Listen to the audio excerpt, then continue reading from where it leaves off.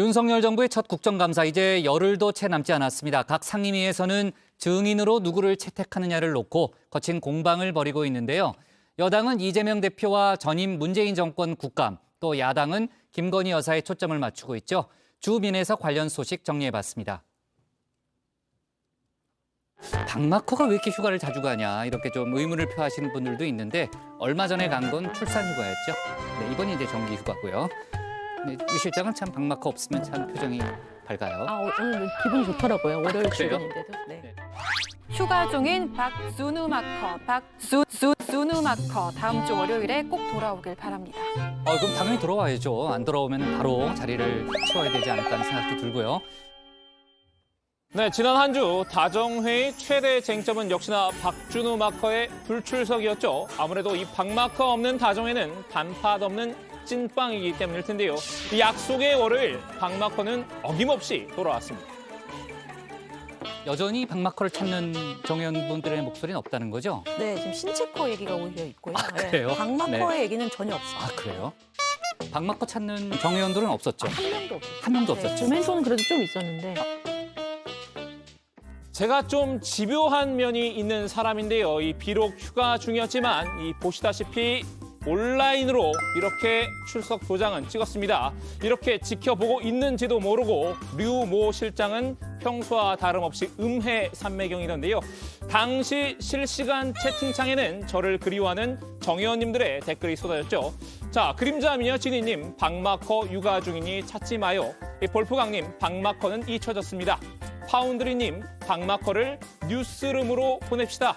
이런 여러 댓글이 남겨주셨는데 모두 저를 향한 애정이라고 받아들이겠습니다. 특히 이 파운드리님, 박마커가 채팅창을 보고 있을 수 있다면서 본인은 아무 말 하지 않았다고 이 우디르급 태세 전환을 보여주셨는데요. 발빠르고 현명한 판단 칭찬드리겠습니다. 자, 지난주 다정회 초미의 관심사가 이 박마커의 출석이었다면 국회의 관심사는 이번 국감의 증인 출석 문제였는데요. 출석은 둘째치고 누구를 증인으로 채택할지를 두고 여야가 격론을 벌였죠. 윤석열 정부의 첫 국감을 앞두고 여야 간 전운이 고조되는 분위기였는데요. 민주당은 이번 국감을 이 김건희 국감으로 치르겠다라는 확실한 목표를 세웠습니다. 지난 23일 교육위에선 민주당 단독으로 이 김건희 여사의 노문 표절, 허위 학력 기재 의혹과 관련한 증인을 채택하기로 의결했는데요. 임홍재 국민대 총장, 장윤금 숙명여대 총장 등 증인 11명을 채택한 겁니다. 당장 국민의힘은 날치기 폭거라고 반발했는데요. 국회법에 따라서 의사일정 변경의 건은 한 분 이상의 찬성이 있으면 폭력입니다. 폭력. 국회법에 따라서 진행하는 위원장에게 폭력이라뇨. 이게 폭력이 아니고 무엇입니까? 그러면 다수의 이름으로 일반적으로 상대방에 대한 어떤 의사 의사 확인해 주십시오. 이건 폭력. 민주당은 이 장관도 임명되지 않은 상황에서 증인마저 없는 국감은 진행할 수 없다고 받아쳤습니다. 국민들이 알고 싶어하는 것을 대답해 주는 것이 국회의원과 국정감사의 도리입니다. 저는 위원장으로서 그동안 최대로 두 분 간사님 간의 합의를 이뤄달라고 호소하고 또 호소했습니다. 민주당은 여기에 김 여사까지 국감장에 세우겠다고 벼르고 있습니다. 이 법제사법위원회에선 이 도이치모터스 주가 조작 사건과 관련해서 김 여사와 김 여사의 어머니 최모 씨를 증인으로 채택할 방침인데요. 운영위원회에서도 이 김 여사와 각종 이권 개입이 불거진 건진법사가 증인 대상으로 거론되고 있습니다. 건진법사 조사하고 있냐고요. 건진 법사를 수사할 권한은 없습니다. 대통령실이 그 민간인에 대해서 수사를 해라 말라 좀 그럴 입장은 아니기 때문에 찌라시에 이제 그런 내용이 나와서 그것이 사실 여부를 확인하고 있다. 국민의힘은 이재명 국감으로 맞불을 놓고 있죠. 이 국토위에선 지난해에 이어 대장동 국감을 재연하겠다는 생각인데요. 이 대장동 개발업체인 화천대유 자산관리 대표 등을 증인으로 신청했습니다. 이 법제사법위원회에서도 이 대표의 사법 리스크를 최대한 부각하겠다는 전략인데요. 이재명 대표의 부인 김혜경 씨 등 이 법인카드 유용 의혹 관련된 증인들을 신청할 것으로 알려졌습니다. 국민의힘은 이미 민주당의 영린도 건드린 상황이죠. 전임 문재인 정권을 정조준한 건데요. 지난 19일 국방위원회에서 국민의힘은 이 서해 공무원 피살과 탈북어민 북송 사건을 빌미로 문재인 전 대통령을 증인으로 신청했습니다. 문재인 대통령님을 비롯한 전임 안보실장이나 했던 분들은 지금 명백하게 해수부 공무원 피격 사건, 탈북어민 강제 북송, 기무사 문건 등으로 국민적인 관심이 되고 전직 대통령이시든 현직 대통령이시든 국민을 대표한 국회에서 질문이 있으면 질문을 드리고 또 정인을 채택해서 여쭤보는 건 당연하다고 이렇게 생각을 합니다. 문재인 대통령을 정인으로 삼아야 되겠다고 말씀하시는데 국민들이 상식적으로 생각할 때 퇴임한 지 며칠 안 되는데 꼭 뭐 정인으로 참석을 해? 그걸 국민의힘에서 정인 신청을 했다? 국민들이 뭐라 그러겠습니까? 국토교통위원회에서도 이 문재인 정부 부동산 정책과 관련해서 이 김현미, 이 변창흠 전 장관 등의 증인 채택을 노리고 있는데요. 여야 서로가 받아들이기 어려운 인물들을 증인으로 신청하면서 양보 없는 대치 중인 셈입니다. 앞으로도 증인 채택 과정에서 이 극한 갈등이 지속될 것으로 보입니다. 이제 그만.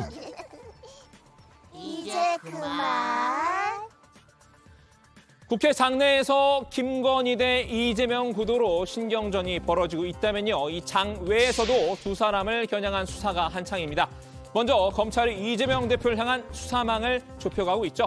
서울중앙지검은 이 대장동 개발 특혜 의혹에 더해서 위례 신도시 개발 사업까지 수사를 확대하고 있는데요.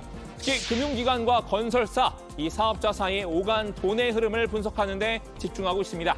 이 대표의 변호사비 대납 의혹도 수사가 한창인데요. 이 대납 당사자로 의심받은 쌍방울 그룹을 향한 칼끝이 매섭습니다. 검찰은 이 해외 도피 중인 김성태 전 회장을 사건 규명을 위한 키맨으로 보고 있는데요. 김 전 회장에게 현금 등을 가져다준 지인과 측근들을 압박하면서 김 전 회장 고립 작전을 펼치고 있습니다. 명확하게 지금 현재 어디 있는지는 분명하지 않습니다만 태국 또는 베트남으로 추정되는데 태국의 가능성이 높습니다. 실제로 쌍방울 임직원들이 음식을 전달하고 이런 부분에 일정 부분 그런 부분들이 나와 있어서 사실 그런 부분들은 도피하고 있는 범죄자에게 국내에서 그런 조력이 있는 부분들은 국내의 큰 실정법 위반이기 때문이고 사법 질서를 우롱하는 사이기 때문에 검찰에서 강력하게 조치를 할 것이라는 정도의 보고를 받았습니다. 여기에 성남FC 후원금 의혹도 수사에 속도를 내고 있습니다. 이 두산그룹 외에 성남FC에 후원금을 낸 대가로 이 용도 변경 특혜 의혹을 받는 다른 기업들이죠. 검찰이 오늘 오전 네이버, 차병원 등 이 사무실 10여 곳을 압수수색했는데요. 앞서 경찰은 이 두산건설을 제외한 다른 기업들에 대해서는 혐의가 없다고 판단을 했었죠. 하지만 검찰은 수사 대상을 다시 확대하는 분위기입니다. 민주당 대변인은 유독 성남FC만 수사 대상으로 삼는 것은 명백한 정치 탄압이다. 이런 주장을 하는데 동의하십니까? 지난 정부에서 어떻게 보면 편향성을 의심받던 경찰에서도 수사를 계속해왔던 사건이기 때문에 오히려 사건이 늦어진 거지 사건을 뭐 지금 와서 막 한다 이런 식의 보복 프레임은 구조적으로 안 맞는 구도라고 생각합니다. 검찰은 김건희 여사의 허위 경력 기재 의혹도 들여다볼 예정입니다. 경찰이 지난 2일 혐의 없음으로 불송치했던 건이지만 결국 서울중앙지검 형사 7부에 송치된 겁니다. 이 형사 7부는 금융교육범죄 전담 부서인데요. 이 고발인인 시민단체가 불송치 결정의 이의를 신청했기 때문입니다. 근데 어쨌든 대국민 사과 형식을 빌려서 본인이 인정을 했잖아요. 경력을 조작했다라고. 기자회견 했죠. 네. 근데도 불기소 무혐의 처분해버렸잖아요. 이거 제가 그래서 바로 이의 신청했습니다. 고발인 측은 이의 신청의 주요 근거로 이 업무 방해와 상습 사기의 공소시효가 아직 완성되지 않았다는 점을 들었는데요. 김 여사의 안양대에 재임 마지막 학기인 2015년 1학기와 이 국민대 2016학년도의 경우에 이 업무 방해죄의 공소시효에 들어간다라는 논리입니다. 무엇보다 이 고발인 측의 이의 신청 타이밍이 주목을 받았는데요. 이 검수완박법 시행 하루 전인 지난 9일 이의 신청을 접수했습니다. 검수완박법이 시행이 되면서 고소인과 달리 제3자인 고발인의 이의 신청권이 사라지게 됐죠. 고발인 측은 법 시행 직전에 이의 신청서를 접수해서 검수완박법을 피해갔습니다. 인생은 타이밍. 자, 오늘은 이 김건희, 이재명이 이 두 사람의 의혹과 관련한 국감 증인 채택 신경전과 이 검찰의 수사 상황을 살펴봤습니다. 두 사안 모두 진행형인 만큼 앞으로도 다정회에서 꼼꼼히 정리해서 잘 전해드리겠습니다. 오늘 주민 한마디는 이렇게 정리합니다. 증인 채택 전쟁 중인 국회, 김건희 국감 대 이재명 국감.